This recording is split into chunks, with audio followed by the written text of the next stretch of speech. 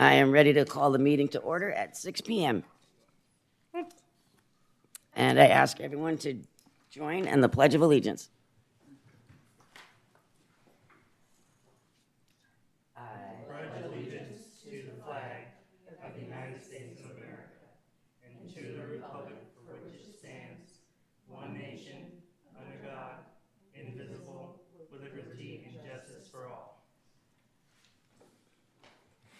And can I have a roll call, please? Terrell Moore, Here. D.L. Kine, Here. Cheryl Bigelow, Here. Felicia Madrid, Here. Judy Bory, Here. Frank Shanebeck, Here. and Heather Muller is excused. So next is the consent agenda. The commission may, at this time, excuse me, take single action on any or all items listed as consent agenda items. These include acceptance of agenda and acceptance of minutes. Any member of the commission may remove any item from the consent agenda for discussion and cause a separate vote on the matter later in the agenda. Can I have a motion on the approval, acceptance of the agenda and meeting minutes? I move that the Parks and Recreation Commission accept the agenda as presented and approve the minutes from the August 7th, 2024 regular meeting. And can I get a second? I second. Roll call, please. Was that you, Felicia? Yes. Thank you.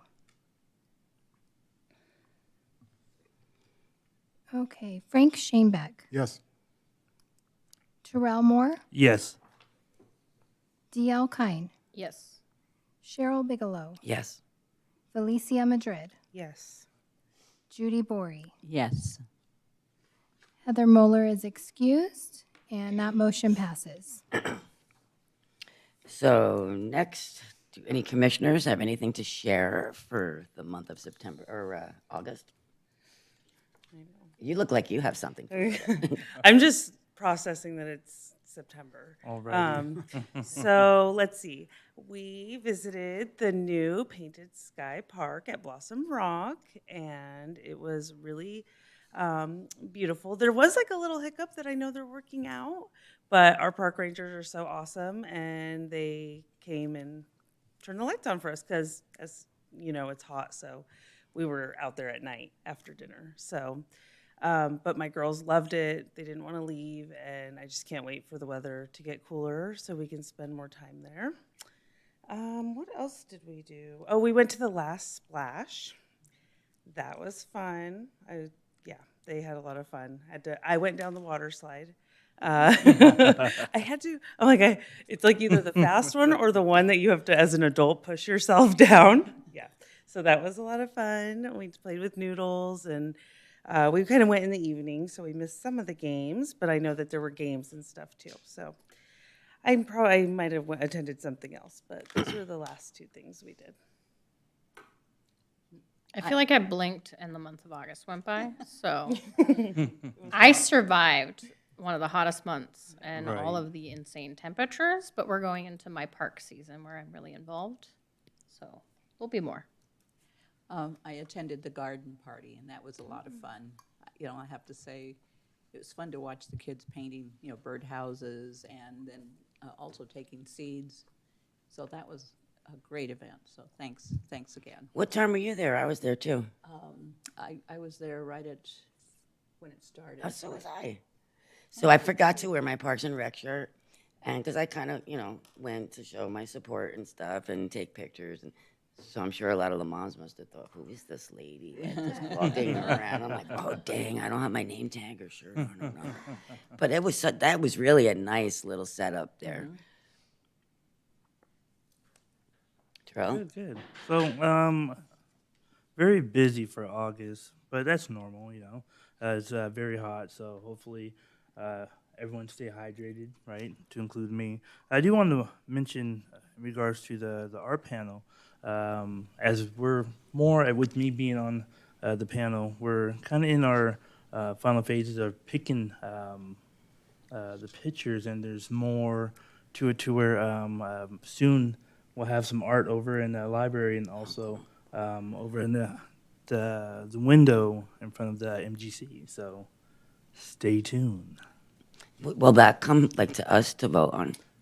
No, that's the Public Art Commission, and Terrell has represented our commission on their panel the last couple of times now, and they worked with Larry Binion and the artist and their commission. That is their task, is to do art in the community.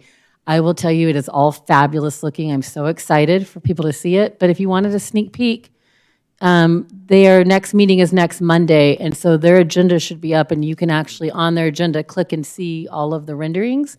So it's those two mural and the vinyl wrap for the window, but also a bunch of the electrical boxes are getting things. So sorry I had to pipe in, but I just think it's so cool. No, I wanted to know. I was going to say, do we get any hints of what the theme is? But so next Monday we'll get a sneak peek. Okay. Right. Back to the gym, 3 days a week. Woohoo! Did take a 10-day break to go to Wisconsin and try the weather there. It was cooler, but the 95% humidity kind of made up for the difference in temperature. Although, to me, I prefer the humidity. I'm one of those strange people. So I didn't get involved. I would have liked to have gone to the grand opening down south, but that was the day we left. But I look forward to a busy season coming up. We're going to be rocking AJ this winter. I knew I forgot something. I attended the ribbon cutting at the opening of the park. So that was really cool and just neat to see everybody that went into it and, or that everybody that put something into it. And yeah, it's such an awesome park. So I did attend that. I forgot.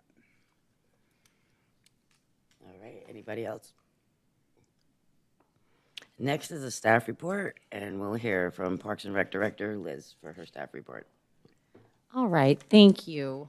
So just a couple of we have a lot of agenda items tonight, so I'm just going to go quickly. Dave shared most of the stuff last week of what was on the radar, so I'm just going to share what is happening most immediately between now and the next meeting, some of the big stuff. So Painted Sky Park, as was mentioned, we had the soft opening in August. I keep flipping ahead too. And so again, that was really just a ribbon cutting, and it's technically open. It's such a big area, it's not fenced off. So we did a soft opening, knowing we'd be working out a few bugs. And I would say there are more bugs than what I would like to work out, but lighting has been a issue. So somebody was working on the lighting and turned off some of the automatic sensors. And so our rangers had been diligently going and trying to figure out how to fix that. That night, they actually figured it out. So I was there. They were super and nice. then they have been just going and turning them on and off every night since then until it gets fixed. And it should be fixed sometime this week by the contractor.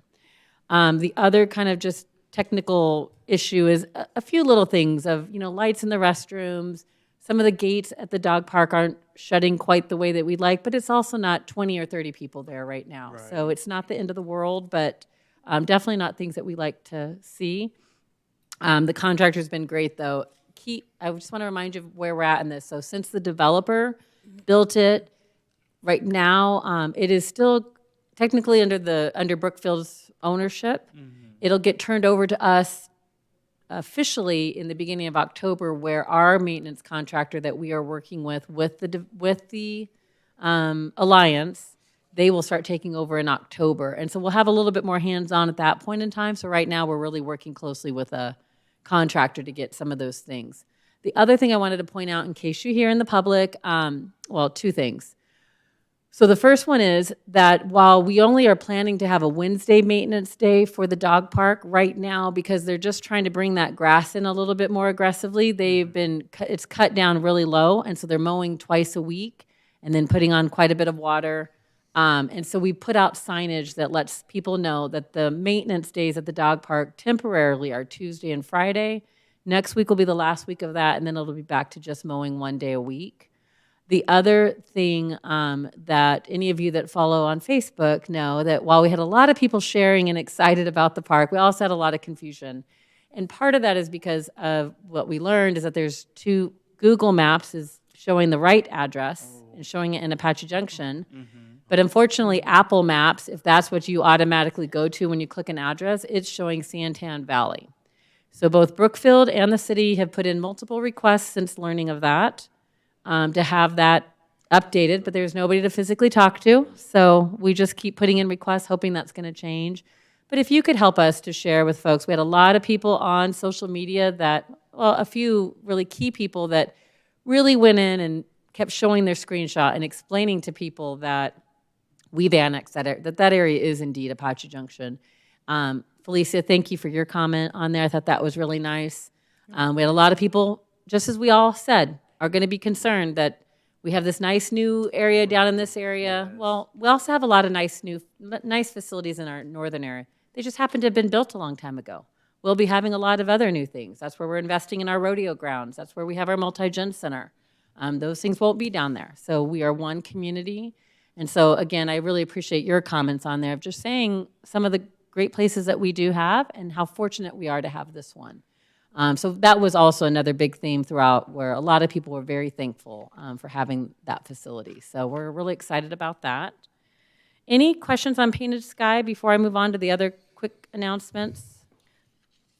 Can you just remind me or everybody else, because like how you said, we have a contractor to start doing the maintenance. Mm-hmm. So is Brookfield, are they paying for that? Or is the city of Apache Junction the city sales tax pays for paying maintenance and operations, just like we do all of our other parks. And that's what makes it available to the public. Well, like how you said, one community, so that's a really good term to use for that. Absolutely, yeah. Yeah, for sure. So the developer paid for it. The residents that move in there are paying into the CFD, which pays for that park. So they're paying for all of that. We are getting to enjoy it because we as a city are going to maintain it and operate it moving forward. And so it is a win-win situation for all of us. I've never in my lifetime here built a $30 million park. $1 million one, a $2.5 million maybe. But we've never done that all at once, so we're super, super proud of that. So thanks for clarifying. I think that's perfect. I actually did have a question. It was something that kind of came up when I was looking at the strategic, sorry, my brain, strategic plan. Thank you. Do you want me to address it now or then? If it's about the strategic plan or if it's related, Both. let's put it there. Perfect. Yep, Okay. perfect. The other couple of quick reminders of what we've got going on. So overseeding is going to start happening here. They'll start scalping. You'll start to see things looking, bare as they get prepped for overseeding. We overseed all of our ball fields. Mm-hmm. We do not overseed our soccer and football fields. All the amenities at City Hall, so the City Complex Park, the Library Park, and the Veterans Park, those all get overseeded. And then Flatiron gets overseeded. We don't have intent to close anything as of right now. We haven't had those issues. And so those grassy areas, though, will be closed as long as people are respectful of that as that grass grows in.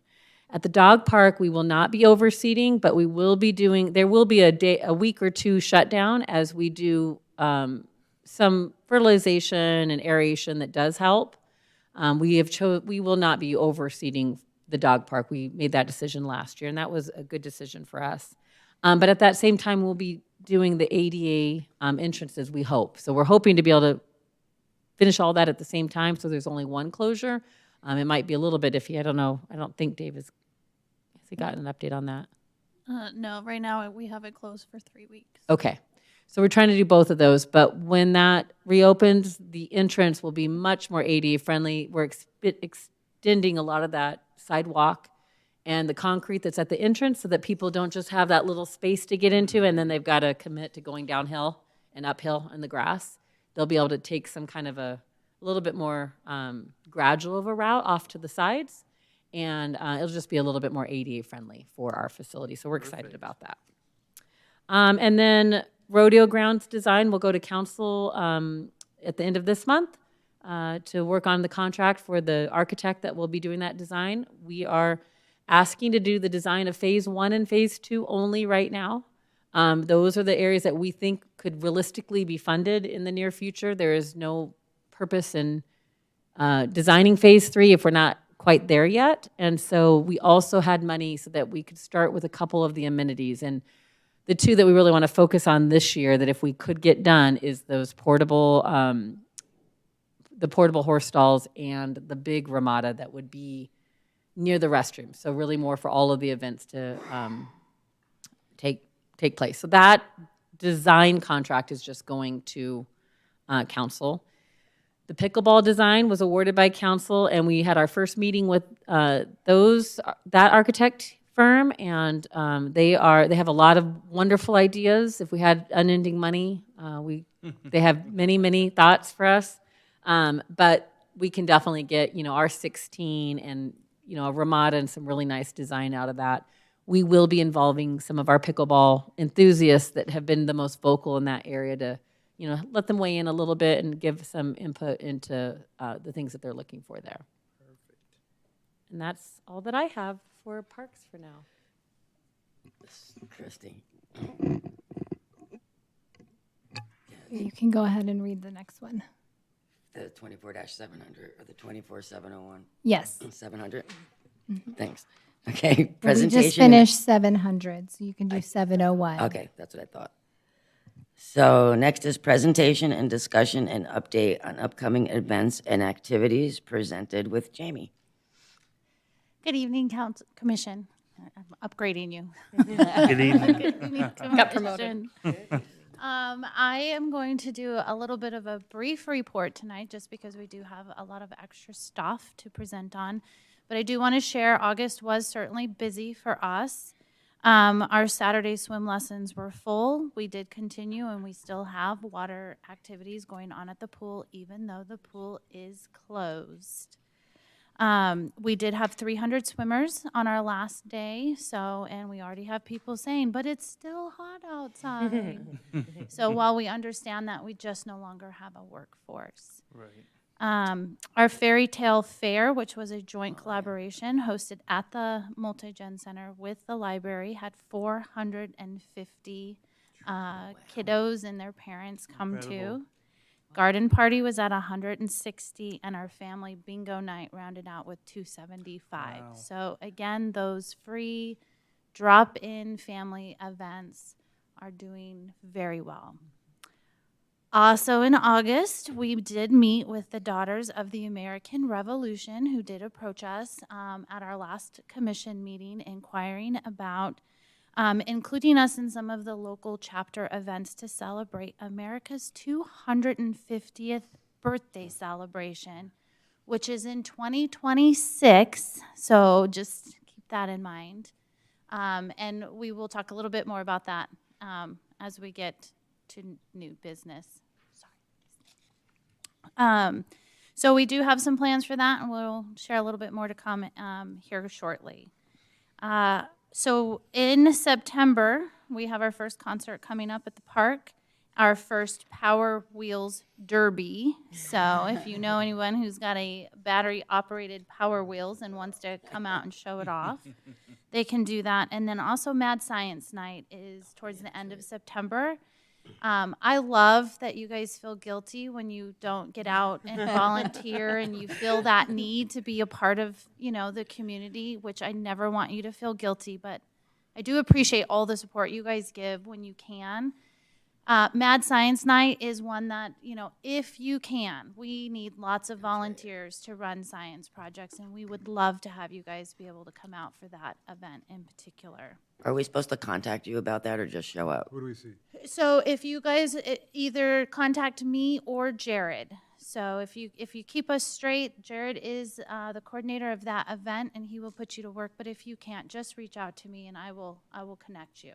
So mostly I want to share with you that last week, cities, towns, and agencies, vendors, anybody that really has anything to do with Parks and Recreation gathered for our state conference, the Arizona Parks and Rec Association, or known as APRA.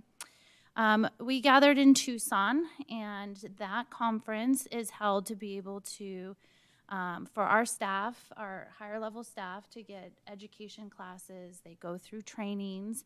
We are presenters. 3 of our staff presented at that conference. And also the highlight, I like to think is the highlight, is they host an awards night where they celebrate us.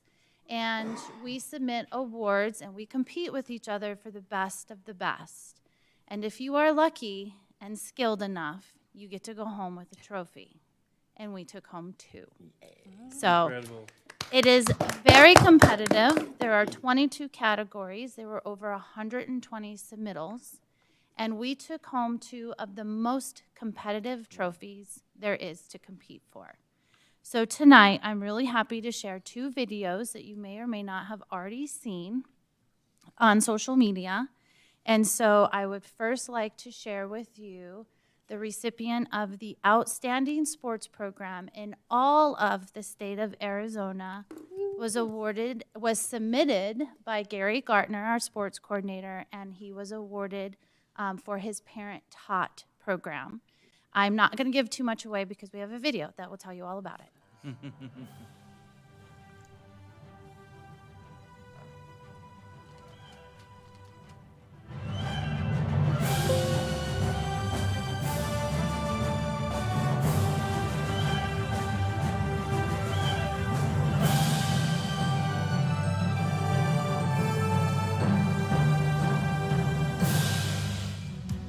The City of Apache Junction's Parks and Recreation Department is the MVP for offering various sports programs for youth and adults. But they didn't just stop at the basics. They noticed that there was a need for even younger participants to get in on the action. So they went out and recruited some volunteer coaches, but found that many parents were hesitant to join the team because they didn't know the ropes or how to coach. That's when the City of Apache Junction's parent-taught sports program came to the rescue. This innovative program introduces youth to team sports at a younger age. We're talking 3 to 5 years old, and involves their parents in an unconventional, no-pressure format. It's a slam dunk for building confidence and basic skills, which means those same parents are more likely to volunteer as coaches when their child gets older. The Parent-Taught Sports Program is a grand slam, offering programs in soccer, basketball, baseball, and flag football that align with their older leagues. Over the past decade, it's served a whopping 1,300 families, making it a real game changer for community building and family bonding. Through its unique approach, the program has successfully engaged families, promoted healthy lifestyles, and enriched the community. Congratulations to the Parent-Taught Sports Program, this year's winner of the Outstanding Sports Program. This is his big giant trophy. You know, they're on a budget too. We will be presenting it to council later this month, and we will be bringing Kim Grant, who is the facilitator of that program, or the coach of that program. So she's very much the reason why that program is also very successful. So I'm really proud of Gary and our sports team for bringing home the trophy. And then our next award every year is very competitive to win because it honors the outstanding young professional. Again, remember this is throughout our state, and you can only imagine how proud people are of their staff. So to be taking this home, we know we deserve it, and we know that we have the best young professional in the state, but we're extremely proud that our state recognizes it as well. So tonight, I'm going to share that video with you.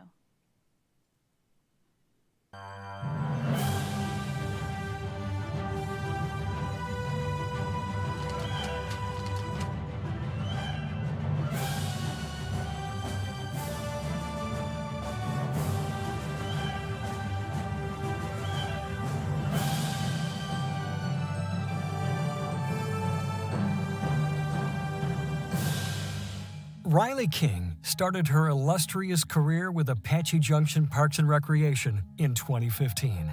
Beginning as a Sun Devil intern, Riley quickly realized this would be a lifelong career.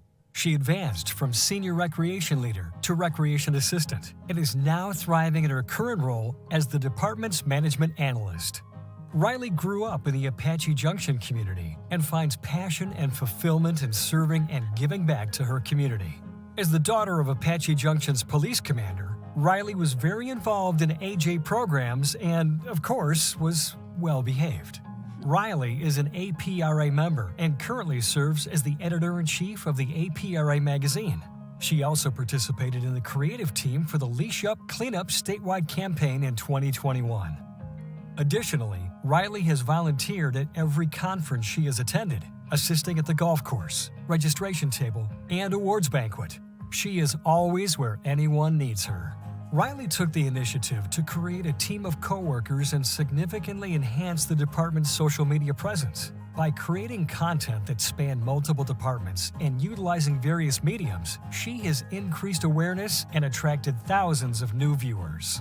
Throughout her career, she has overseen the implementation of several new software platforms and the department's first strategic plan. Riley has researched, created, and implemented a citywide special events process, and she serves as the department's wellness ambassador. Riley has superpowers, known not only to her department, but also to everyone who works with her. Her work family is extremely proud and honored to have her named this year's Young Professional of the Year. If you could please congratulate Riley for me. And then we would like to invite you guys down in front so we can take a picture with both of our award winners, because we are going to show that off all year round. As you should. We'll have one trophy. A plaque, award.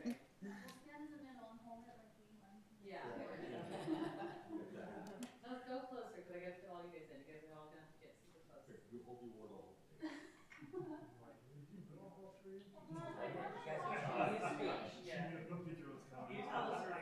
You just come right here. There's enough room, yes. Okay. Okay, perfect. I can see all of your faces as well.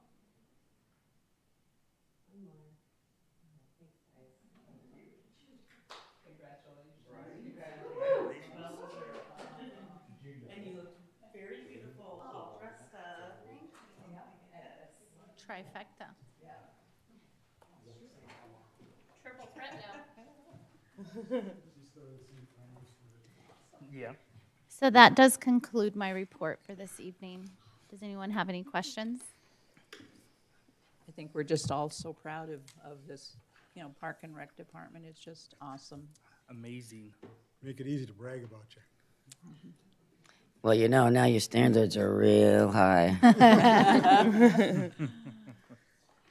Okay, so at this time, we're going to bypass old business, and I'm going to take agenda item number 8 from new business, which is discussion on the American 250 events with staff and representatives from the Apache Trail Chapter of the Daughters of the American Revolution. And Liz will present that. It's okay. So as I mentioned, Sorry, Cheryl, that was That's okay. my bad. as I mentioned before, we did meet with our local chapter, and they have some great ideas to implement in things that we are already doing, and they have some ideas of new things to do. And we are excited to go down this adventure together. Tonight, we have Kelly and Ann from the local chapter to just kind of share the big picture of what we're working on.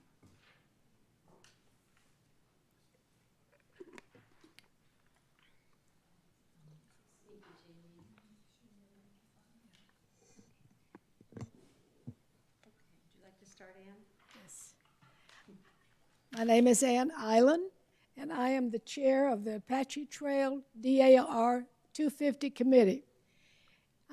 We're here tonight to just information-wise to let you know, if you don't know, in 2026, our country will be 250 years old. Wow. And we will be celebrating this on a national level, state level, and a local level. I am the chair for the local level for our chapter, and we wanted to make you aware of this so that you will know we're going to be available. We'll be happy to share, work with you. We're going to be working with the schools. We'll be working with. How do I go to the next slide? Yeah. Oh, there we go. This is a national. There's a national federal committee that will be feeds down to the states. Arizona State will have a committee, and then they will be feeding out to the cities. But we wanted to give you a heads up because it's going to require everybody thinking about this now. We want you to think about how you just simply are going to fit it into what you already do from your recreation viewpoint. We are not in a situation in Arizona where we can have a big parade in July. And we are well aware of that. So we've told them don't count on us having a massive parade. But there are things we can do. And we have resources, and we want to be available to you, to your rec department. They should have a committee, and we will be happy to be a part of it. We also recognize the business community as a part of this, and we will be reaching out to them also. This is my regent for our chapter, but she's also on our state 250 committee, and she can share with you about the flags and some of the things. So one of the things at the state level they're doing is giving out flags. Each chapter is supposed to try, oops, sorry. Oh, I'm sorry, yes. Thank you. So we're distributing the American flag. So each chapter is tasked with trying to distribute over 2,000 flags, 2,500 flags. That's a lot. And we have 42 chapters across the state. But we'll be doing other things at the state level when we have a commemorative marker that's being established and a variety of things. But really, the strength of DAR is at the community level. And that's why chapters are being asked to go out to their communities and find how they can interact with them, coordinate, share ideas, and make it really special. So the important thing is it is starting now. It ends July 4th, 2026. So it's already starting and activities are already being planned. And I think we're here just to answer any questions you might have. And I'd like to say one thing about Apache Junction. Our chapter has represented, we have at least one person from every colony who descended from somebody in our, which is fabulous when you stop. And we have legacy certificates we're handing out to these people. And it was exciting to discover that every single colony, plus the 14th colony of Spain, that we have someone living in our community who is descended from a patriot from the World War, the Revolutionary War. Wow. So are there any questions? Maybe before we get to questions, I'll just let Jamie kind of share. So we were able to meet with Kelly. It was a joy to learn so much more about it. Jamie did some research, but Jamie, if you want to just share some of the stuff that we are talking about. So when we met with Kelly, she shared some of the cool things that could potentially be coming out of this. And one is working with our events that we already have and maybe have some representation and have some education about who they are and what they do and what is coming up. We also talked about having, they have and just jump in if I say this wrong, there is a traveling American battlefield exhibit, and they can set it up, and there's kiosk with big panels of pictures, and then they have kiosks explaining what they are. And so we'll be working with them to find a home for that here in Apache Junction. We get it for about a week. So we are excited to be able to have that. And then we will be working to have something at we already have a big 4th of July event. So what will we be able to add or elaborate on for 250? So those are kind of the things that we know we have in the works. Any questions from you guys or thoughts?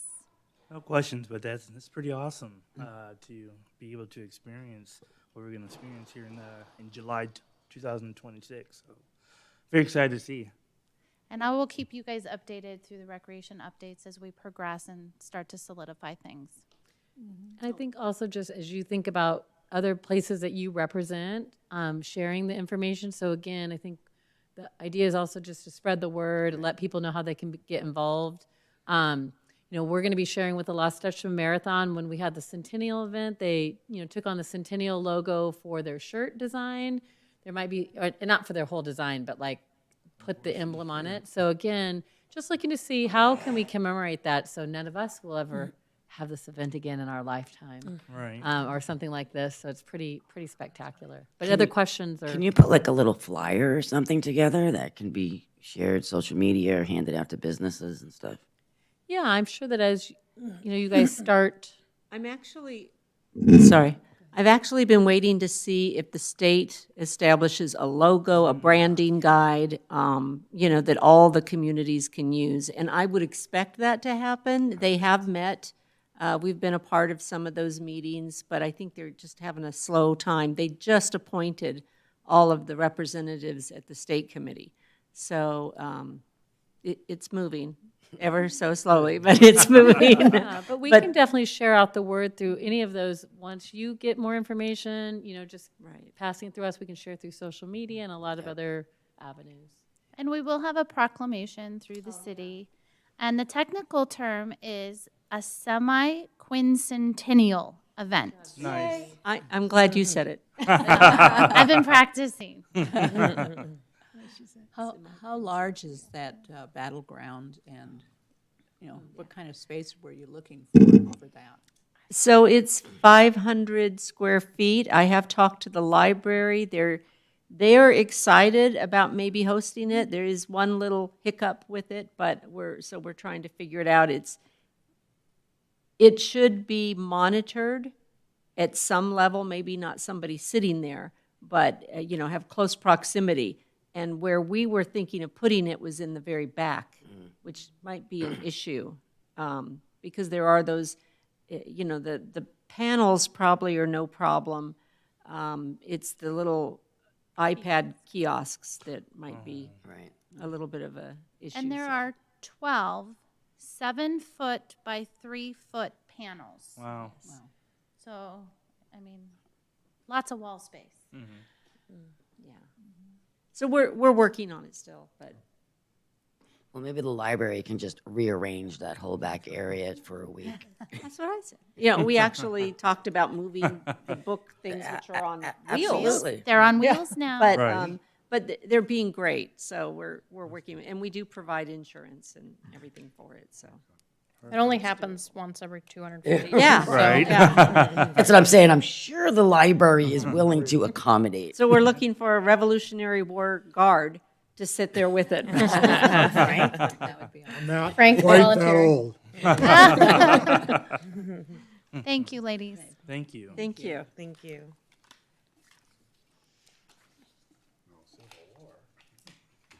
We will now resume our regular agenda flow and go on to old business. So next is update and discussion on Tree City, USA, which will be presented by Liz. Thank you. All right. Let me see here. So let's see if I'm on the right page. Yes. Oh, no. There we go. So I think Frank had asked for us to bring this one back, and so we wanted to share with you kind of what we already had to do to become a tree city and what we'll have to do again every single year. So we'll talk a little bit about the 4 criteria, and then we want to share with you sort of how we can be a growth city. So because we are ultra competitive, once we finally got in and got all this work done, now we want to win something different every year. So I'll start with what we have, and then after that, my thought was that we could talk a little bit about ideas, or if there are things, I know Frank, you mentioned wanting to involve the community. If something that we talk about in the growth doesn't kind of catch your attention, we can definitely talk a little bit more about that. So just as a quick reminder, we have to maintain a tree border department, and the department is Parks and Recreation, and it's now in our code that is one of our responsibilities. We have to have a community tree ordinance, so in our city code, it has to state that the Parks and Rec department does maintain, care for, and is responsible for all public trees, and that we have guidelines in place that we redid and readopted.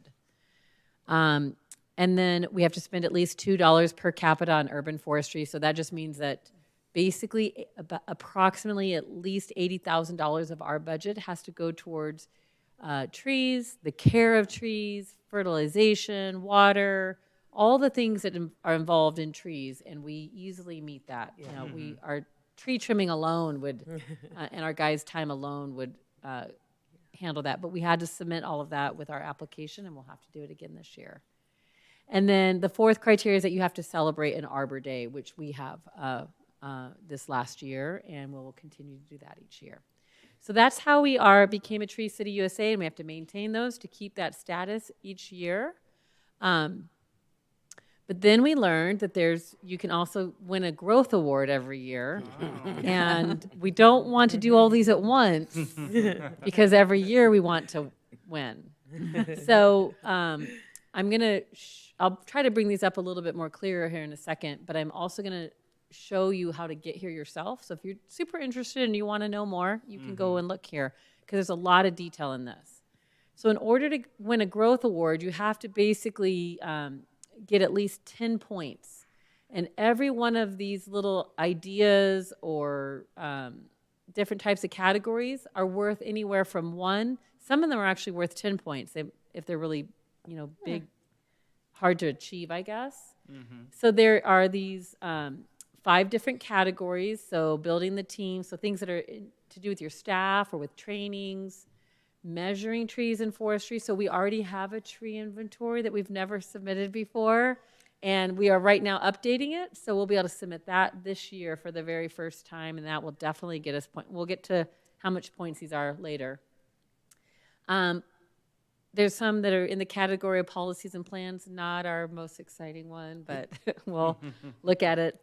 Performing the work, so some different criteria in there, and then finally the community framework. And this might be Frank, where we would find ways to get the community involved.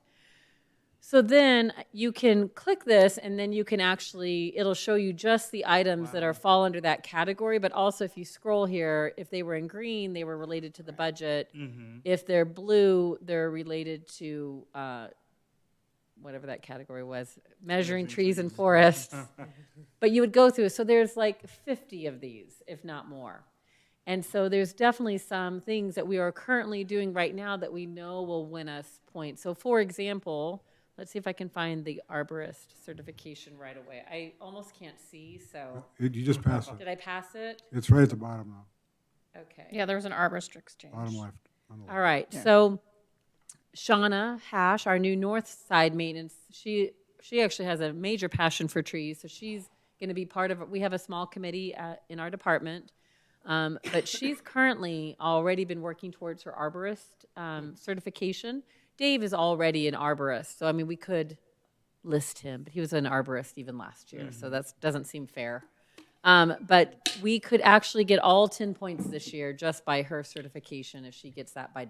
And so December is our date that we have to reapply and show that we did all the criteria, and then we would also list some of the growth awards, and we probably will have more than 10 points just because there's some things that we could never get credit for again later. But we might not, go crazy to find new things to do this year because we've already achieved our 10 points, but maybe as we start thinking about what do we want to be doing next year, and some of these are budgetary that we might have to start planning for. But that's basically how you become a growth city. And so I'm not going to spend time going through each one of these right now, but we can probably look at them for the community section, Frank, if you want to, real quickly. Let's see, that's urban forest. There's the yellow. That's not exciting at all. Planting trees. So we have a lot of projects where we are planting brand new trees, so that's definitely an area. But down here in collaboration, so a citizen tree board, having one or more meetings among city departments to coordinate urban forest policies. So it's not just what we do in our parks, but kind of like the Apache Trail median. What are we doing on the median to bring more tree canopy to those areas? What are we doing to encourage businesses to have trees in their areas? Having a nonprofit tree group, having just one cooperative partnership that follows some of these criteria. Alliance for Community Trees membership. The new tree board member I don't think we could do because we don't really have a board yet. But there's all kinds of volunteer types of ideas. Oh gosh, there's way more than I was even looking at. The citizen science program, a lot of folks do that where citizens can actually go out and they can be a part of a program that either helps us to inventory or to tell the health of trees in our community. There's a lot of different ways that can happen. Having different publications, having a publicity campaign. it just goes on and on. The Arbor Day event qualifies in here. We already have to do that, so there must be something else special about that. Do we have, Liz, do you have to have a map of the areas that are, where the trees can be planted, that type of thing yet? Do you mean? I'm thinking of like maybe service organizations, nonprofits that could adopt a tree for a particular area.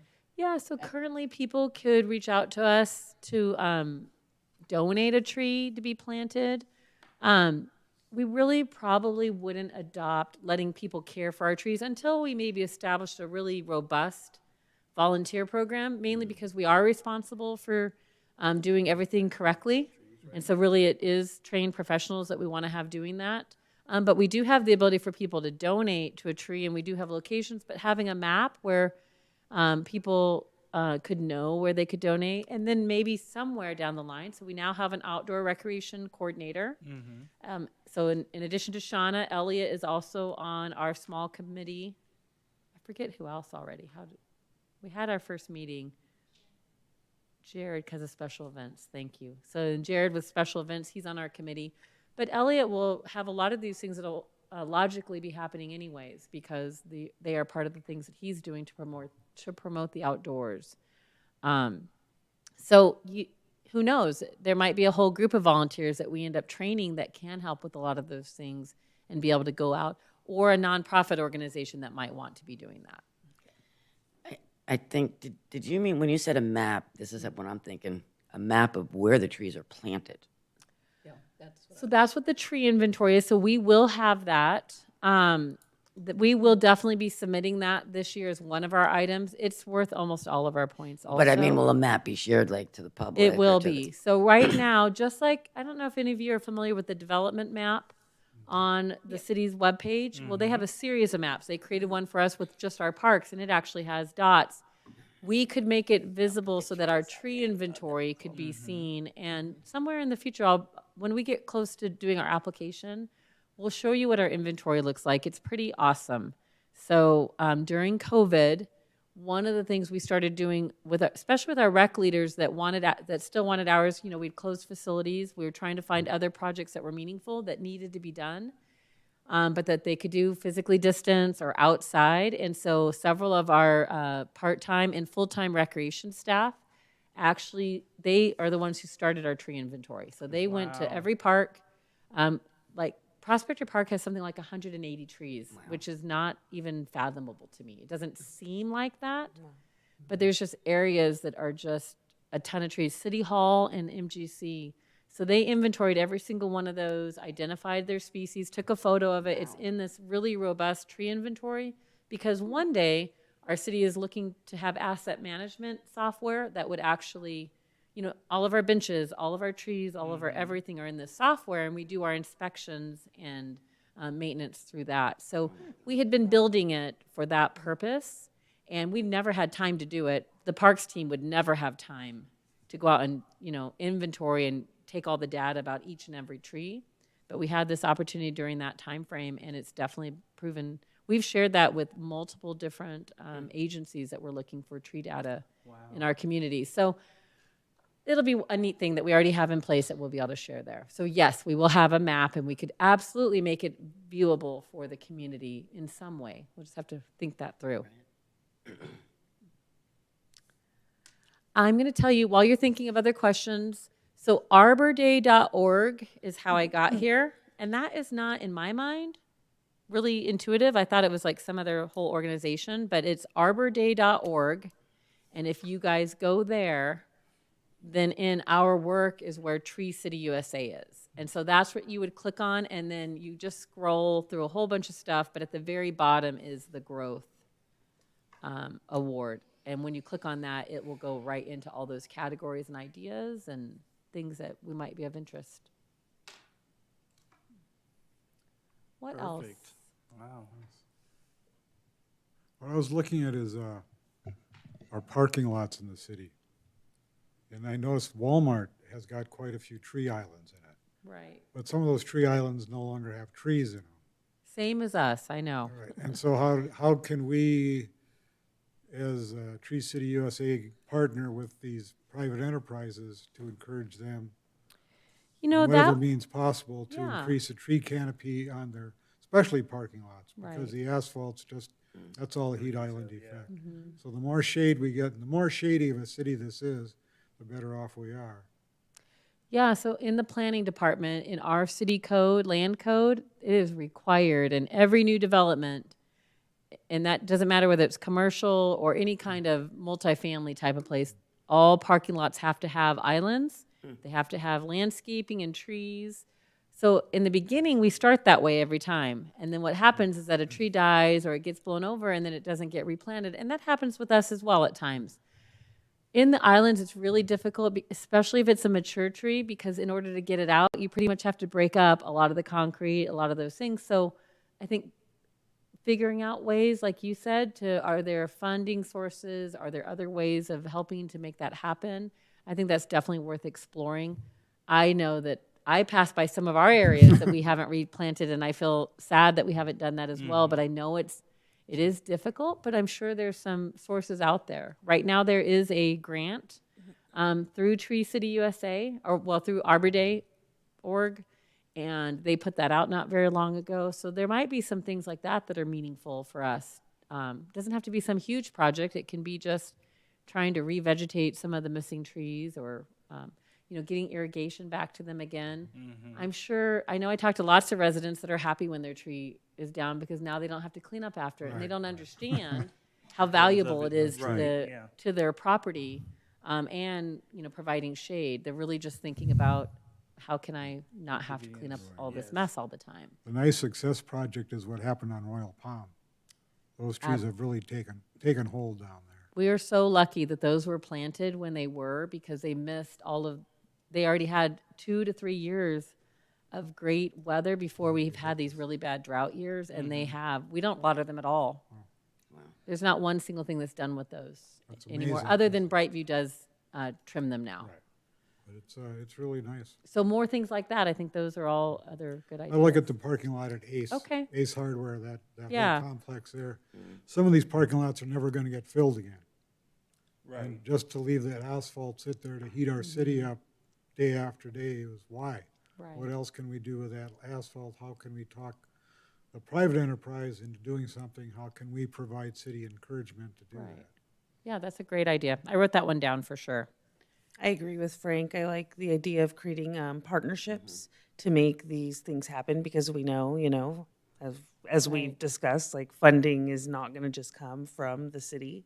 So I think creating those partnerships with people and businesses that want to invest in our community, because they have a future here as well. Yeah. Another thing I was thinking of was some more preventative measures using our arborist and soon to be arborist. Can you remind me of her name? Shauna. Yes. Thank you. No problem. So using them to prevent, trimming the trees in a way that prevents them from breaking in the storms, and having a schedule to where we know that these storms get pretty violent and we're going to have some breakage. So maybe doing some preventative measures to try to retain what we do have. And then, of course, like old trees are nice to see. And then the other thing is maybe considering, because these developments have to put trees in, we know that's a given, but then we also know there's the risk that it could fall in the future. Maybe looking at kind of that correlation between the two of like, what do we expect from them for that landscaping, so that when the time comes, if we have to replace that tree, it's more cost effective. Just a thought. Yeah. We do a good job of demanding or requiring landscaping on new developments. Yeah. That looks good. It's catching up with what's behind that. That, and again, going back, so some of the old developments had to have landscaping all along, the right of way, and it's almost all gone.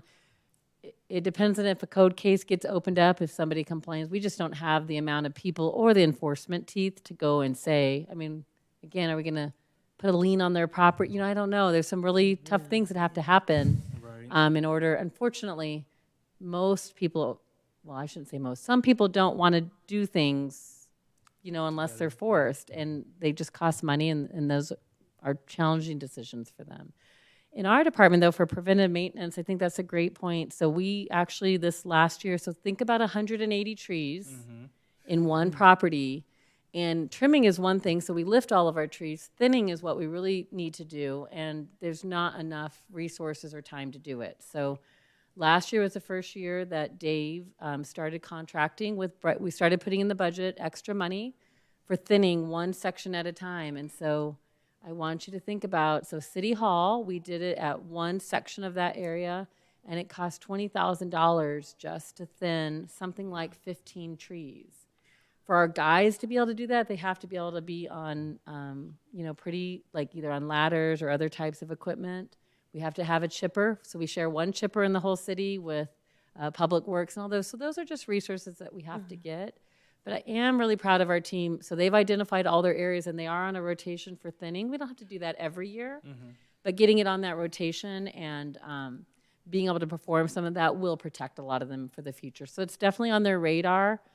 Dave is a certified arborist already. He's been with us for 10 years. So they're not anything that we don't know. It's every city goes through that same problem. We just don't have the people or the resources to do it.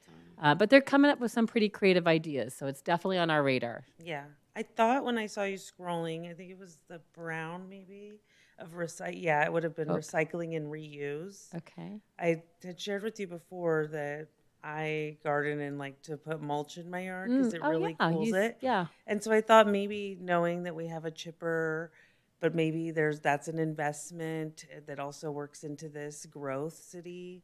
Maybe not, like you said, we have this year kind of in the bag for 10 points, but maybe for next year or future, the tree debris recycling. Because I know if you're in the gardening community, people are like, give me that mulch. Right. They want it for free. So that would be cool to see Apache Junction maybe jump in on that. It's, if you've heard of Chip Drop, so it's an app where you can like put your name in and an arborist will bring you their chips. How cool. Wow. Now, some people say they don't want thorns, which obviously certain trees do, but some people will take it. But either way, and it cools your area. What a cool idea. And it's a really low maintenance way for citizens to kind of like not have to do as much maintenance because it's like the forestry idea. The leaves fall, they die, they feed the soil. Right. And so it's not this as manicured as like a rock with leaves in it. And then, of course, you want that cleaned up. Right. So anyway,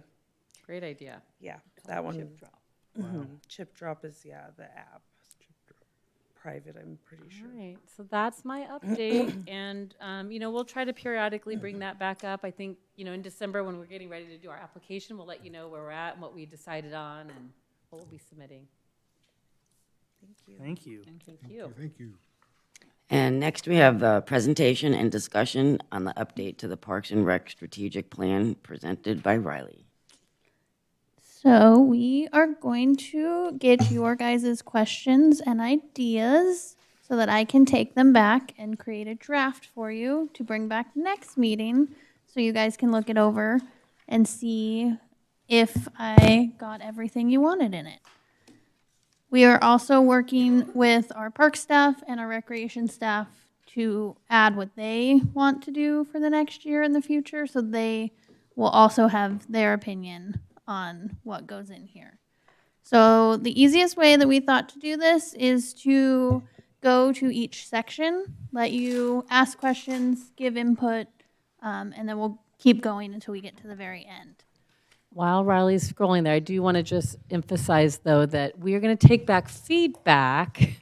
We're not necessarily putting everything that everybody wants in it, because there will be a moment where we will start looking at what does the public want, what are some of the other, so again, it's ideas, and then if there are things, again, that you want to see in there, you can be sharing all of that with us, and then we'll kind of be massaging that, so keep that in mind. So for your draft, I will be bringing you a couple covers to pick from. This is my favorite part of it, so I will make sure they look great. The introduction is done by Liz, so you don't need to worry anything about that. Our team, again, we will update this org chart to match all of our new positions that we were able to get, which we're excited. So our new park development. So this was strategies and accomplishments for any new park development.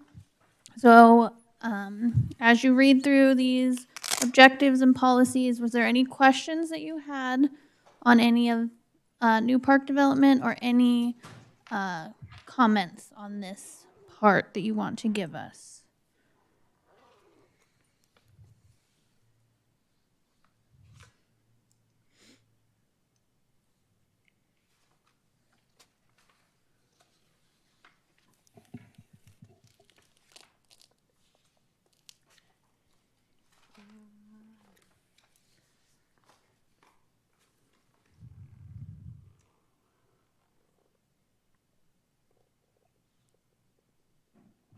Anyone? Well, I did meet with Liz about the 10-minute walk program. And because you probably know this strategic plan much better than I do, even if we categorize it into future, not necessarily next year, or like you said, even if we add things, it's not, things get prioritized and moved around as needed to serve the community. I think this is a perfect location, and so just want to Okay. give you guys your thoughts. So, do you want to just share that a little bit about TPL's? Yeah. So I learned about a program that comes from Trust for Public Lands. It's called the 10-minute walk program. And what that is it would be that there is a park. Their goal is to have a park within 10 minutes of anyone's home. That could be a public park, a private park. So you could think like an HOA. If you live in that kind of area, you're probably going to have a park within 10 minutes of you, whether that's a green space or an actual park with a playground.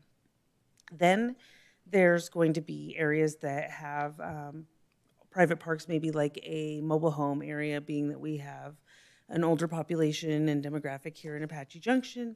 There's areas that already have those existing.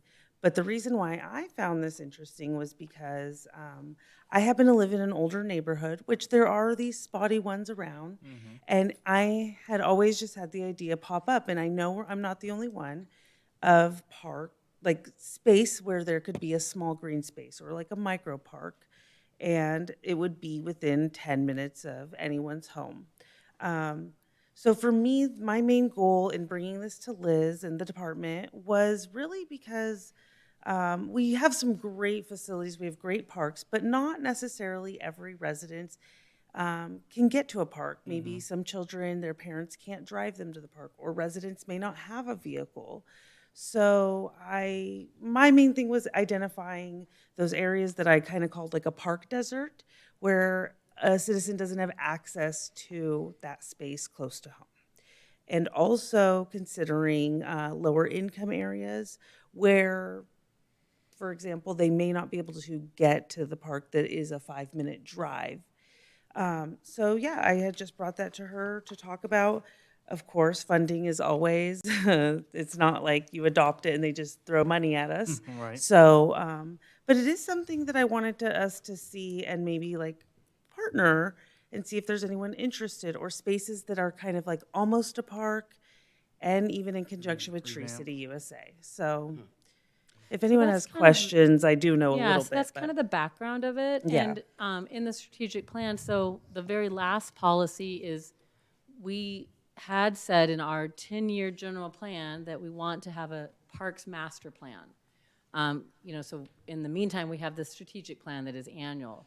But we can add a strategy or a goal that we would, evaluate. So again, we probably aren't going to have the ability to say, we're going to do this. But we could certainly say, let's evaluate where we do have parks. Where do they show on the map? Every time I show the Brookfield map, and D.R. Horton side, you can see, you could have to think back on this, but they had all these circles around each of their parks. And those were identifying where there was a 5-minute walk in the community to a park, and then where there was a 10-minute. And so then based on where people lived, they were all someplace within a park. And so again, that's a newer area. That is a really common thing now. Back 30 years ago, people didn't realize how important it was whenever you were building communities. Well, So I think just evaluating our city and seeing where we might have goals for the future, is something we could easily put in here as a strategy. The past emphasis in the city has been to build big parks rather than Thank you for neighborhood sharing that. So that's the other part. So back to the general plan. Our general plan right now says because we are a small city and we don't have a lot of resources, we put our emphasis on regional parks, and then we really rely on neighborhoods to be having those smaller pocket parks. So again, it's a general plan philosophy that we would have to take back to voters and say, is this what you want? And so again, part of the strategy is just looking at that concept. Do we want to change to something like that? Is that something that's easy to do? How does one neighborhood get it? You know, how do we decide where they go? Right. You know, which neighborhood suddenly gets to have those things? So, but if we don't start asking the question, we'll never know. So I think it's definitely a good thing to put on as something for us to look into, even if it's not our goal to do it just yet. Any other new park development questions or comments? Okay. Oh, sorry, Riley. I was reading it. Moving it. Going once. Our next one is park expansion and improvements.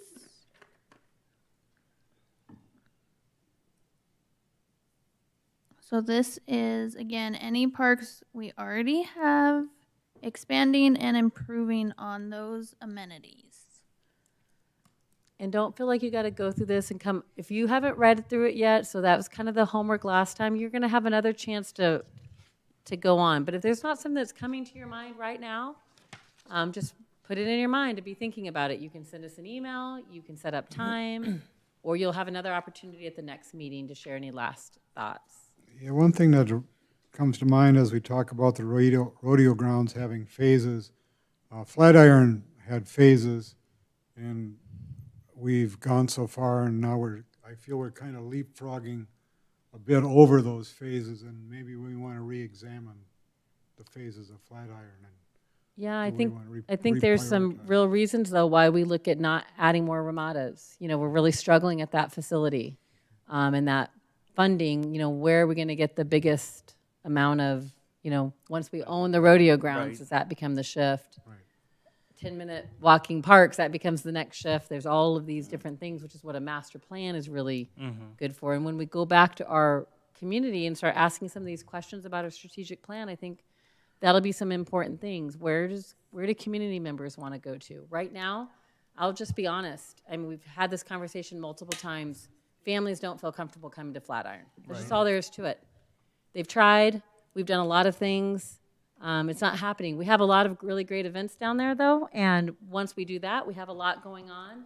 But we've got to think about where we're going to make our investments if there's not people actually coming and using that facility. So 100% looking at what those phases are and when they might be next.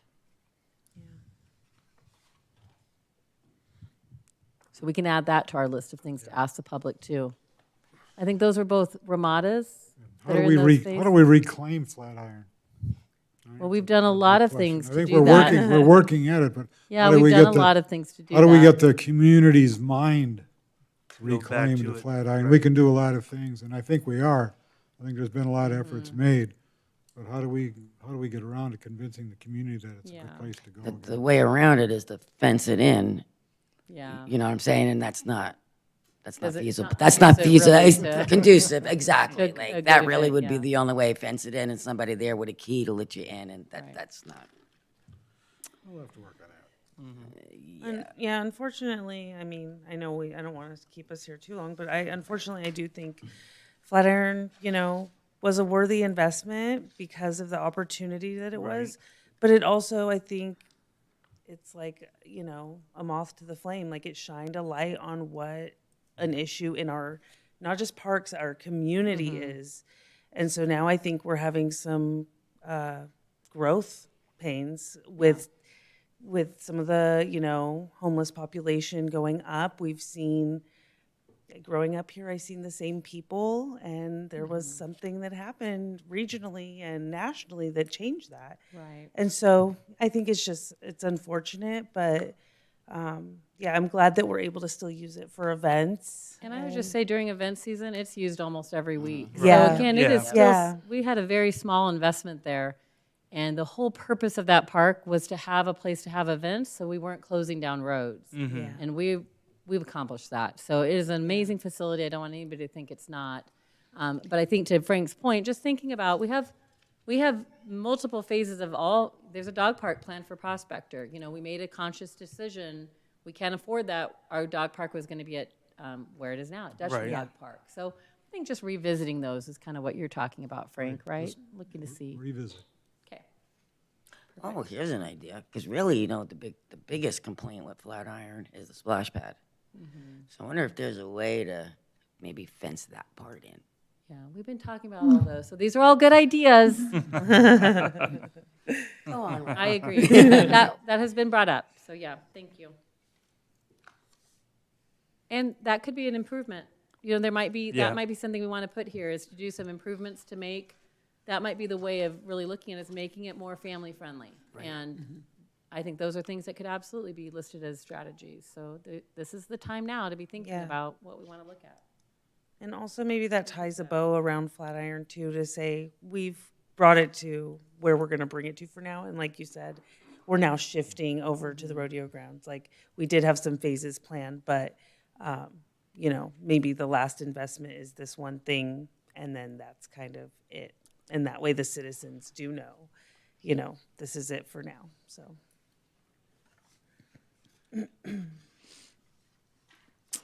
Okay, any other park expansion improvements before we move on? Okay, our next one is programs and services. So these are our events, our programs that we offer for our community.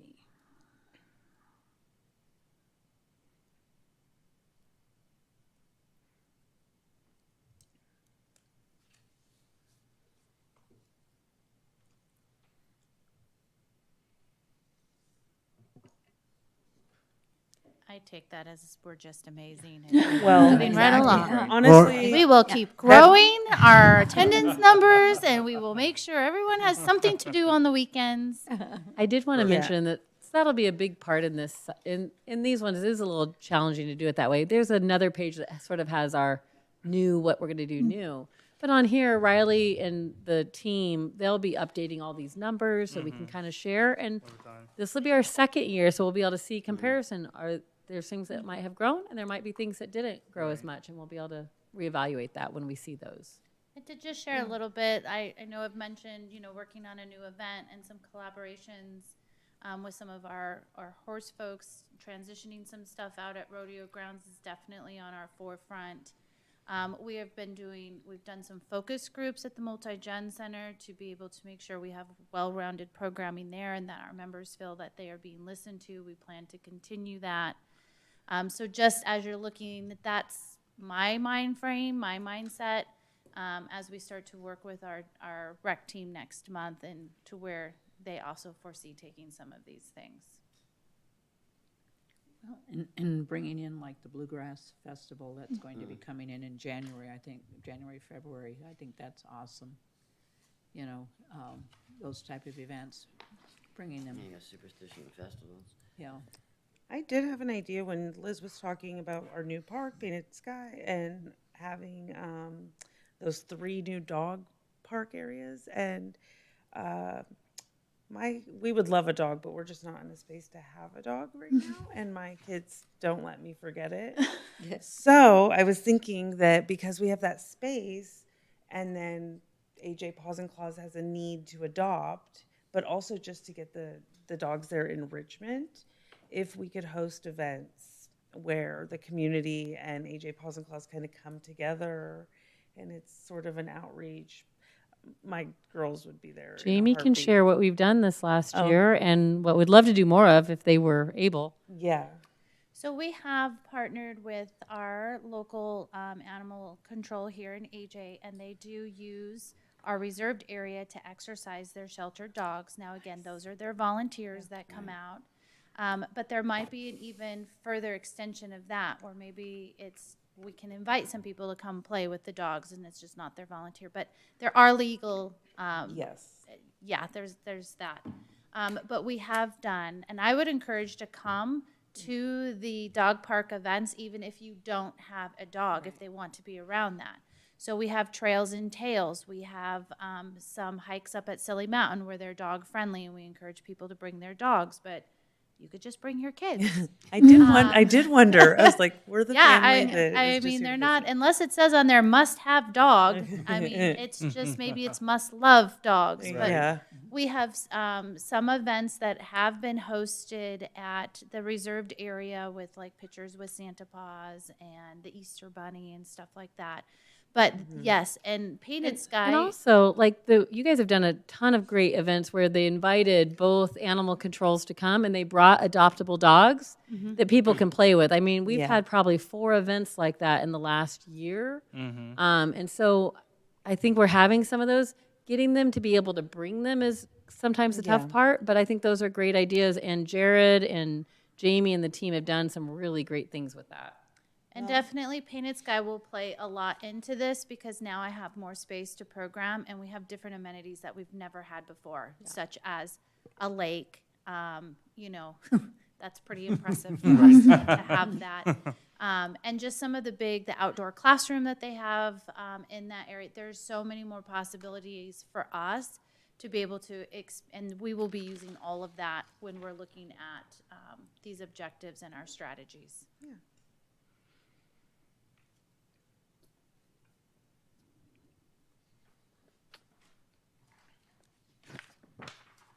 Okay, there's nothing else. We'll move on.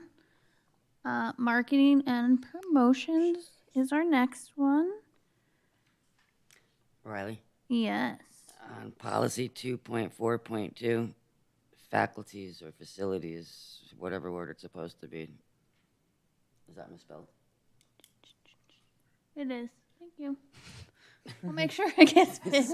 Sorry, my eye just went right to it. Oh, sorry, I was zooming in up there. It is. Like, now I can see it too. No, Hey. I can see it too now. Good job, Cheryl, because Sorry. I know I did look through this and Mine's great. Riley is doing good. There's not a lot of little mistakes like that. I did, so because with our growth in the new park, we're having, you know, we've seen on social media some of the reactions. It's definitely mixed. And I know we already do, I'm just blanking right now, the destination for recreation that you guys do, like social media. Obviously, social media is big right now. It's a place where citizens can share their opinion freely. And so, yeah, maybe we have so many great things. And going through this, like, I didn't have a lot of notes because you guys are doing an amazing job. You really are. And we're lucky to be a part of this. So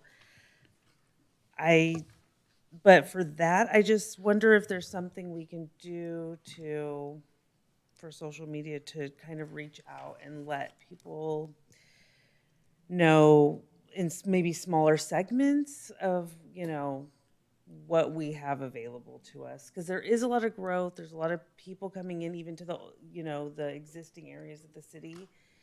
And so and then with our new community, we, you know, being annexed, we want to see them come up and use the parks that are far north. And we want to see the people in the north go south. So, yeah, I don't know if there's something that you guys are working out to. Yeah, so we're actually meeting with address. Kayla. So Kayla's Fulmer is our new marketing and communications director. So we actually have a department. Okay. Matt and Al were kind of a 2-person show for so long, and now they have more people. And so we've actually been working with her once we had our social media storm last week when we posted about the park.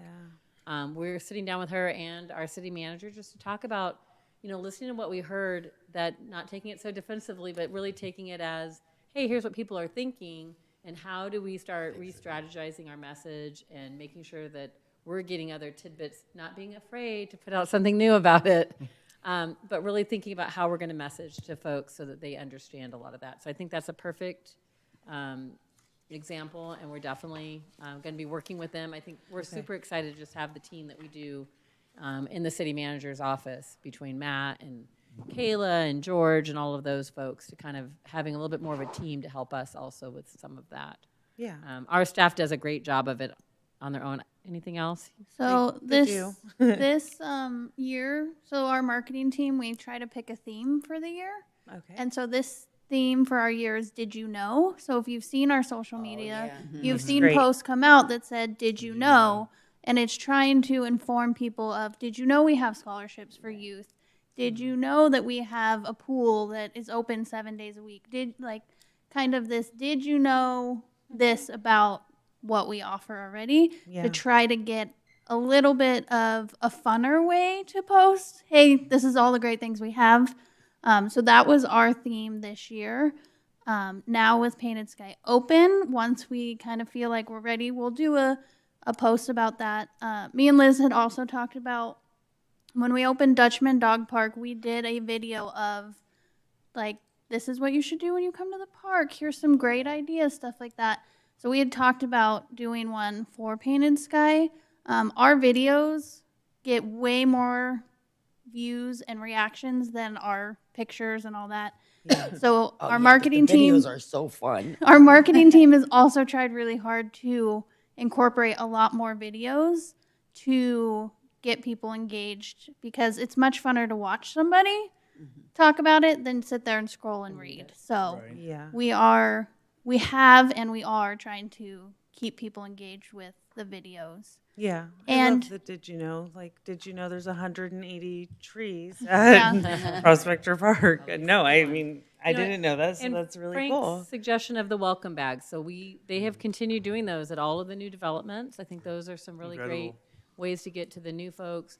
We'll be going into, so again, with this other great team, we'll be going into more neighborhood meetings of the existing communities and really getting the word out. So is that It'll be a lot. including like all these new ones, like the Havenly, whatever, and that Superstition, Yep, whatever? every single one of them has gotten welcome bags, and then they will be incorporated into the neighborhood meetings. But we also used to always go to all of the RV parks, any HOA, any neighborhood that had a meeting, we would ask to be invited to when they'd had, now some had 5 people at them and some had 100 people at them. So it's really just depends.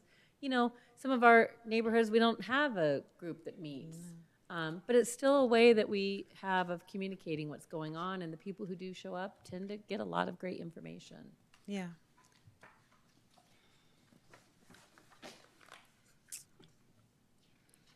Okay, anything else for marketing and promotions? My favorite part. Do we have a presence on Nextdoor? We do not, the city does. Okay. So the city has a next door, and they post anything we want them to post. Okay, They'll good to know. post. Yeah. Yeah. But we don't have our own. We let the city Yeah. manage. Can you put in a consideration for you guys to maybe talk about using Nextdoor to address some of the things that are going on? I feel like it is a little bit of an That's gonna older. Open up a whole bigger can of worms, man, if you're going on Nextdoor. Well, if that's what you I decide, took it if off- that's I what you took it guys off my decide, phone. that it's going to open a can of worms, but And I think It's all demographics, trying, when it's too. about complaints or people have concerns, it's really just funneling them through our website where it is set up to Right. be able to take those. So yes, we cannot monitor every social No. media that is out there, and once you start picking and choosing, then you're setting a standard of you're picking and choosing. Exactly. So having the city have that one presence, that one stance, and then to remind people, if you have a concern, if whether it be a street concern, park concern, you know, city clerk concern, please go to our website and use the tool that's there, because then it gets appropriately assigned and given to the right person, and that's where we know it gets heard from.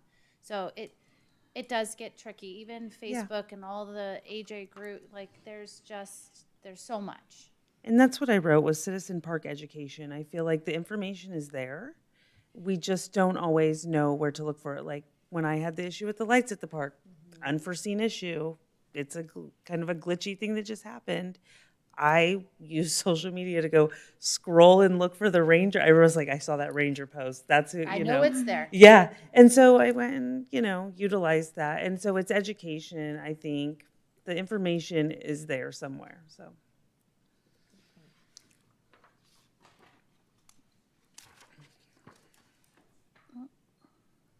Our next one is funding strategy. So this is how we fund everything. So again, this one is probably a little bit more of where we'll be sharing what we did, like getting some numbers of what we did in the last year. But also if there's new things that we really want to focus on, this would be a great location for that. It is not a year yet for evaluating fees, right? No, We 20, still have another year or two? 25. Okay. Oh, so next year? Next We have to start it? Okay. Yes, every 5 years. Okay. So then, we probably will put it in here. Yes, we probably Because will. we'll start Because we'll 2025? start it Okay. in 2025. Okay. God. Feels like just yesterday we did that. Right? Okay. Well, good. That'll be perfect timing for the rodeo grounds. Sorry, not to harp, but this was a question. Is 100% of Superstition Vista's development fees going back to that specific neighborhood? There's no development fees in Superstition Vistas. Okay. They instead build the park. So they don't give us money to build a park. They build the park, and then the residents there pay into what's called a community facilities district. So part of their home property tax is to pay the developer back. So basically, they're paying for that when they buy their house. Got it. If we were to collect development fees, we'd be collecting $1,000, a little over $1,000 per home, and at the end of the entire development, we'd have $11 or $12 million. We just got a $30 million park that we will not pay one dime for. So like, I just keep Yep. saying it only so we can hear it and all Yeah. understand. So we are not collecting development fees in that area, but we collect them every place else. Yes. But nobody else is required to build us a park. Yes. So Okay. that's kind of the difference. Yeah. So It's a basically- it's a lot, so I'm glad. Thank you. Yes. I know. Indirectly, they went into the park. Correct. Right. So they are paying for the park that's there. And much more, Yes, really, than that what we would have been benefit able to spend. and that we benefit from. Yep. Yeah. And we got a lake.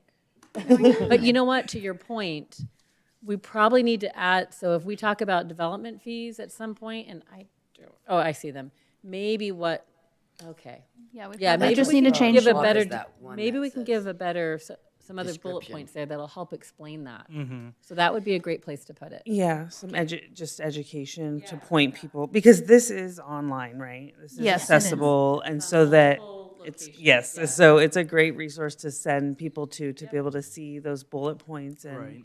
I mean, even for us, we're still learning. Yeah. Yeah, we're, The 163.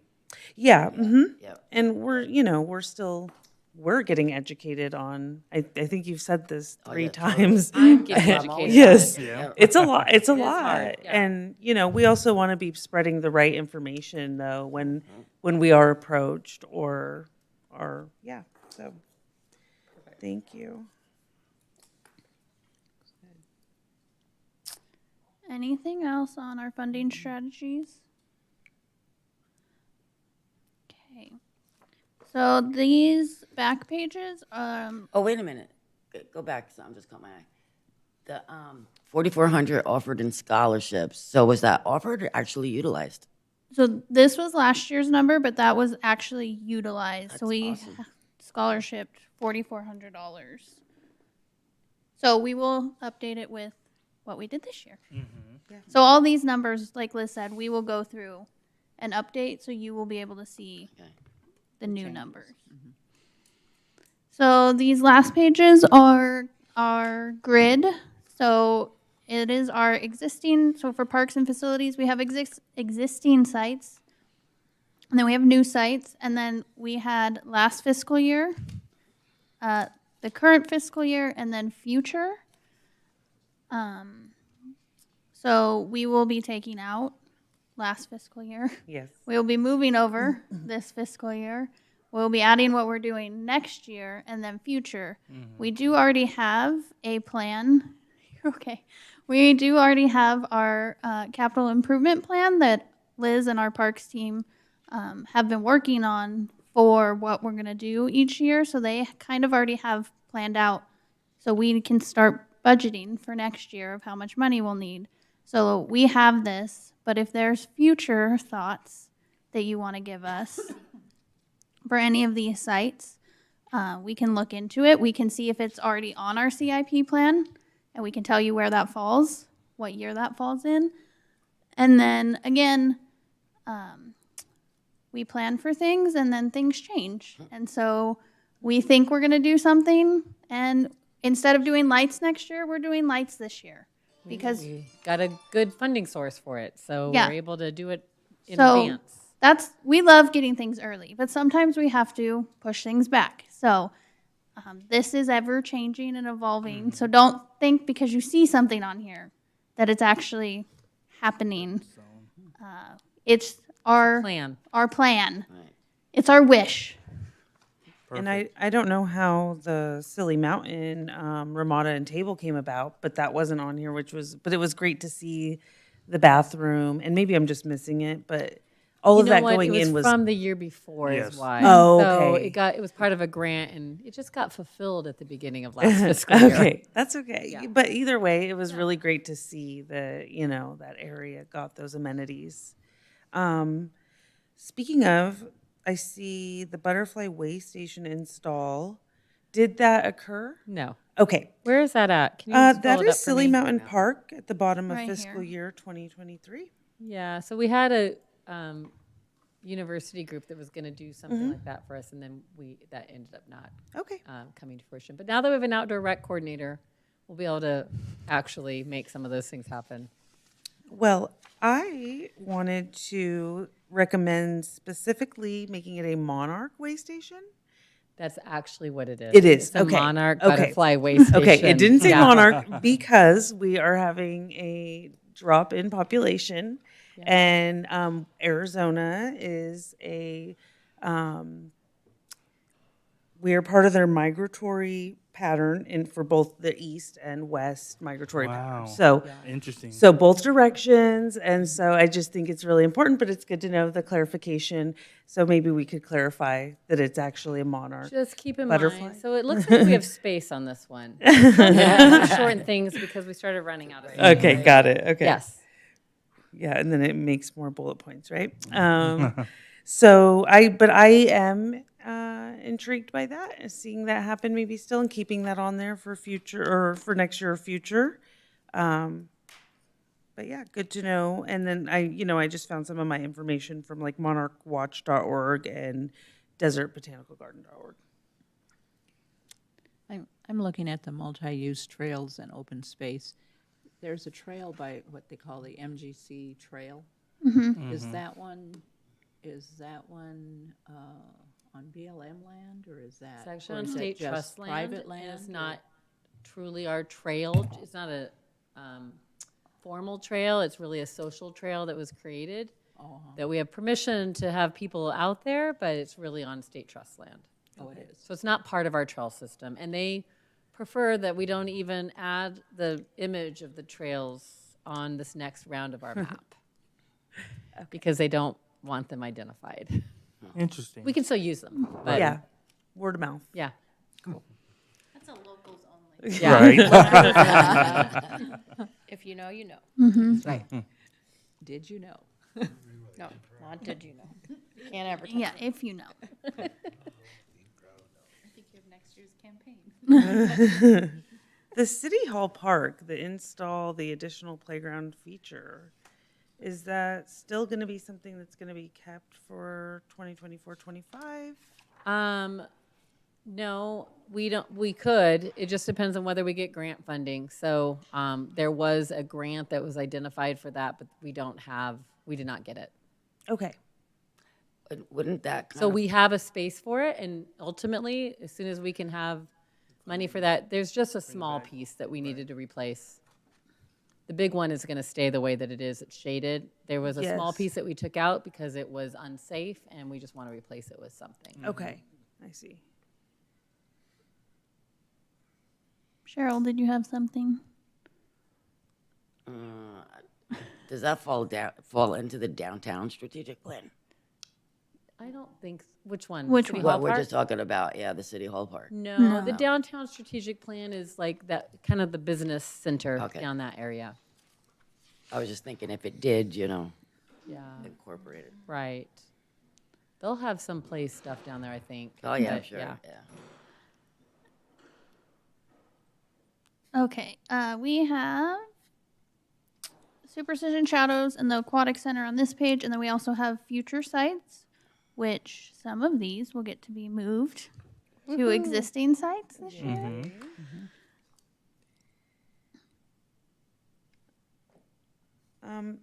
Something that I had thought of and it could be, I don't know, 10 years, 20 years, maybe never, but I might as well say it because just considering a riparian preserve, something we talked about. But yeah, I just think I put it on the list. Yes. All the Blossom Rock folks actually, as we're going to get three more lakes. So can we have something more like that with it? So Yeah. it's on the list of wish list. more naturey, less, yeah. Okay, good. Where did that or will that get put in at? We literally just had a meeting this week to talk don't about know? what do they want. No, Oh, it'd be okay. probably Oh, a sorry. Blossom Rock type of thing. Got it. Place where Okay. there's already a lake. Yeah. Got it, okay. We don't have the ability to do lakes up in the north end of town because the sewer Yeah. system is not the same. Okay. Riley? Mm-hmm. On the Blossom Rock Linear Parks, where it says Ironwood and Ridgewood, Mm-hmm. Elliot, maybe capitalize the E in there to make it uniform. Oh, thank you. And then there's an extra parentheses. If Cheryl's gonna be picky, I'll be Oh, picky. yep. Because right across from it, Ray We and might as well Warner catch are it now, capitalized. though, versus later. So. I'm No. telling you But that Ray and we Warner is capitalized. looked at this. I think me, Liz, and Jamie looked at this so much that it was I know. just It words. Looks on the Eventually- paper. Exactly. I plan to just email you all the nitpicky ones. Hey, We you gave can it to you guys to review also, so your stamp of You- approval is Well, on because there. I do. Right. you can circle it. I and know. just I do hand it to standard me. operating procedures at work, so I'm like, this is not uniform. We need to remove the period from Hey. this one line. I just don't want to do it in a parks meeting. I'll send it to you. Send it to me, and I will make sure it gets fixed. Yes. We all just see different things. Hey, I will take Need it. multiplies. We're going to wrap up with program stuff. So just think about if there's something really that's catching your mind. Riley explained this one, but we'll try to start wrapping up a little bit. So program area, our park ranger program is on the page up above.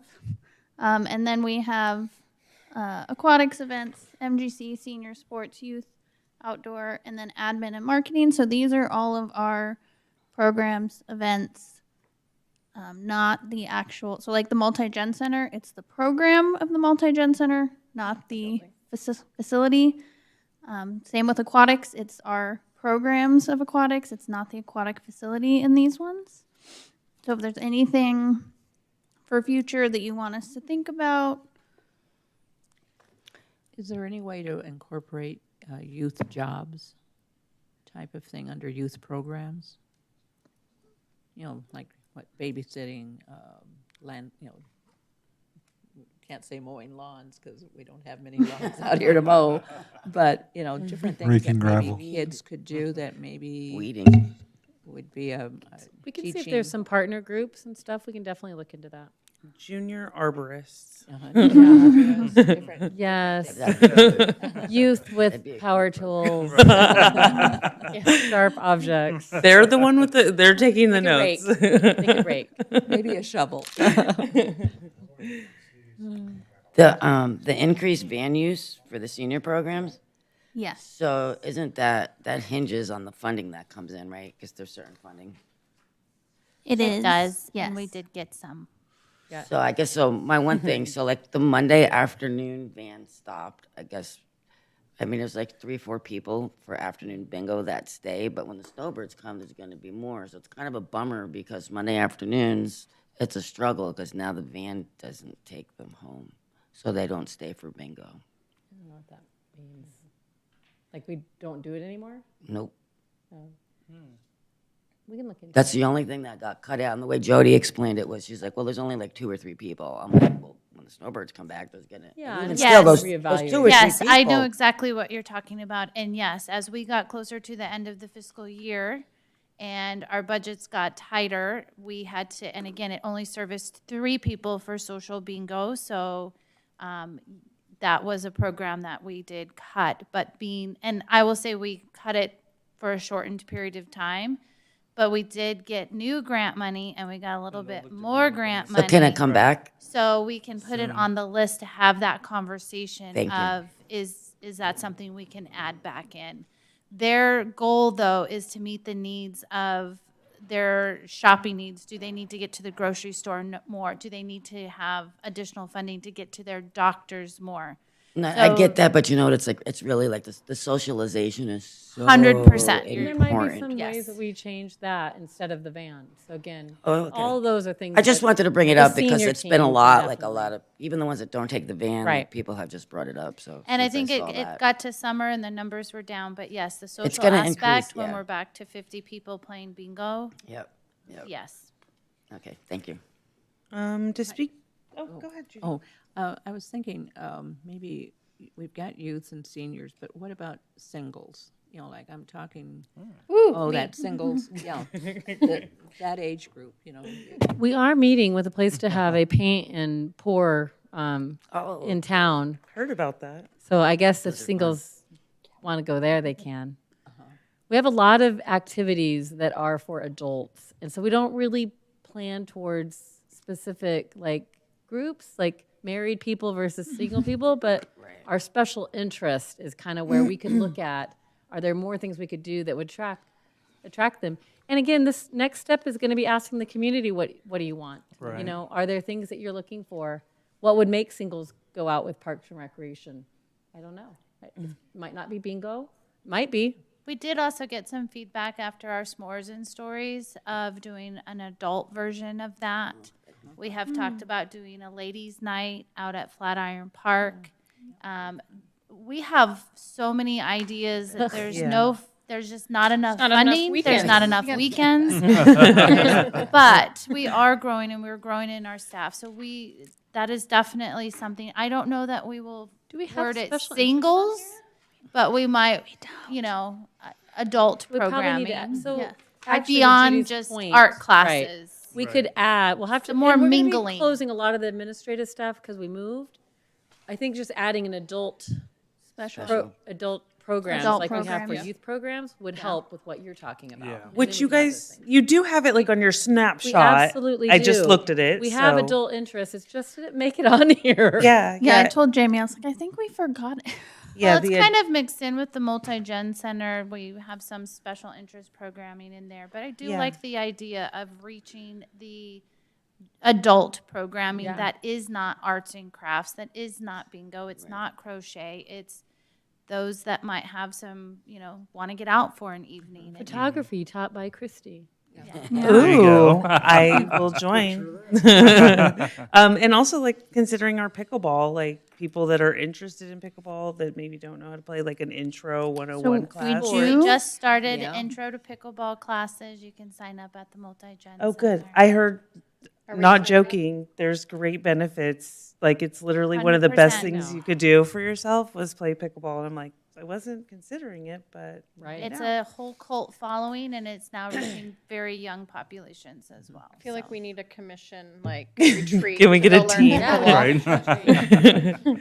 Right. Yeah, so with that, are you now considering adding, just like we have youth programs, doing an adult, a new line there? Yeah, we'll Okay. add an adult. Well, yeah, we already have that category. Yeah, so we maybe already- this is the strategic plan. Yeah. We do okay. adult programming. We just Yes, yes. we didn't do. put it on paper. Yeah, could we be. ran out of room. Yeah, we will definitely add that. It could be mom's night out, dad's night out, you know.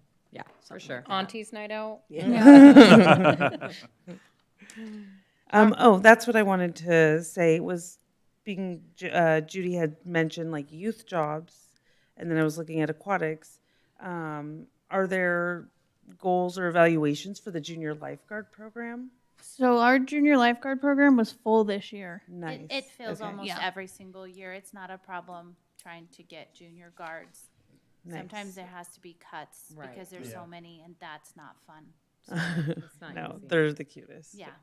For young sports And we cannot coaches. grow that program because we cannot have more junior guards than we actually have lifeguards. Yes. It's just not manageable with one pool. But I just did want to point out that we do have like a junior or, We do. a younger than Yep, we have a feeder 16. program for Yeah. our guards. Yeah.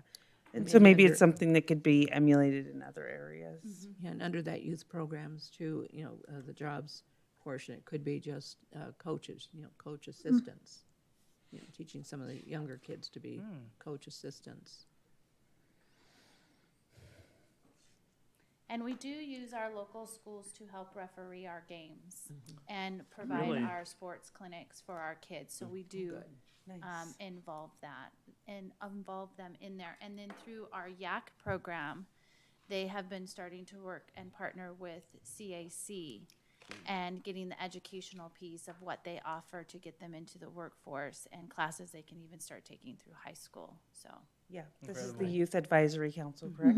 Okay, yeah, I just started following them on Instagram. I learned they had one this week, so it's nice to. yes, please go follow them. Yes. They are trying to, Yeah. we're trying to bump up their following. All right, we will made all blast of them on our social media. I made all the staff follow them today. Nice, yeah. That was cool to see, though, to keep up on what they're doing. So that's great. Okay.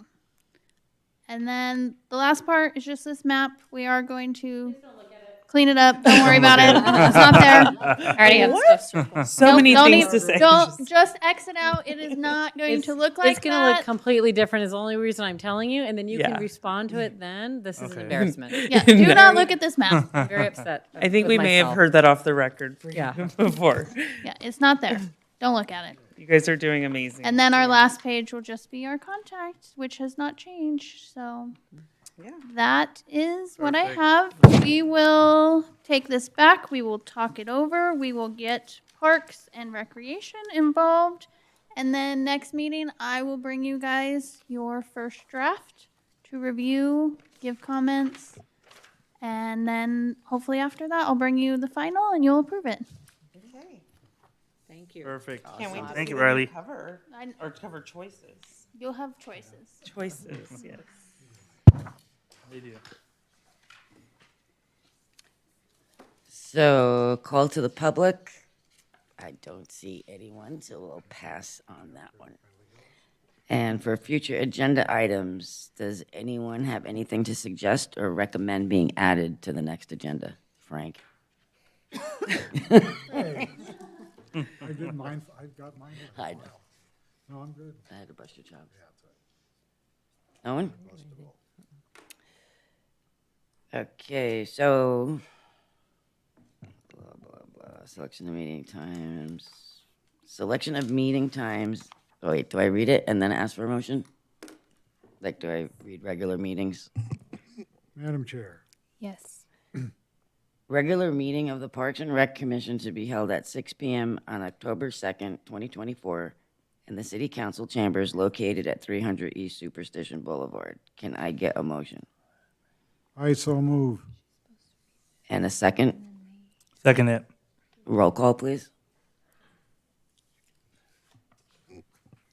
Okay. Judy Bory, Yes. Frank Shanebeck, Yes. Terrell Moore, Yes. D.L. Kine, Yes. Cheryl Bigelow, Yes. Felicia Madrid, Yes. and Heather Moeller is excused, and that motion passes.